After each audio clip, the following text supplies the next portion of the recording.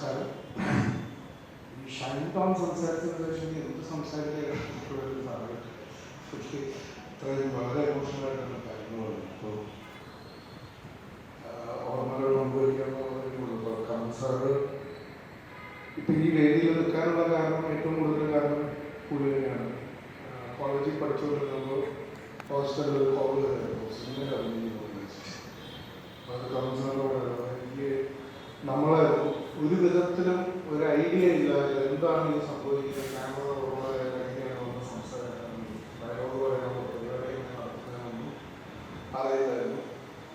ആദ്യത്തെ ഷോട്ട് മുതൽ ആണ് അത് കിട്ടുന്നത്. ആദ്യത്തെ ഷോട്ട് മുതൽ കളക്ഷൻസ് ഉണ്ടായി. അങ്ങനല്ല, ഇങ്ങനെ ചെയ്താൽ മതി എന്ന് പറഞ്ഞു. അത് പടത്തിന്റെ ക്ലൈമാക്സ് വരെ പോയി. അതിലൂടെ ഒരു ധാരണയുണ്ട്.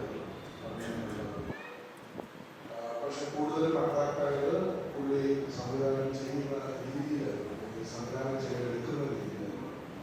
എനിക്ക് കൂടുതൽ കമ്പനി വിഷ്ണു ടീമിനോടുകൂടി ആ ടീമല്ലാതെ ഡയറക്ഷൻ ടീമായിട്ടായിരുന്നു കൂടുതൽ കമ്പനി ചെയ്തത്.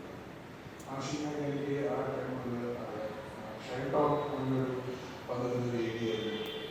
അങ്ങനെ ഒരു കണക്ഷൻ ഉണ്ടായിരുന്നു. അങ്ങനെ സിനിമയിൽ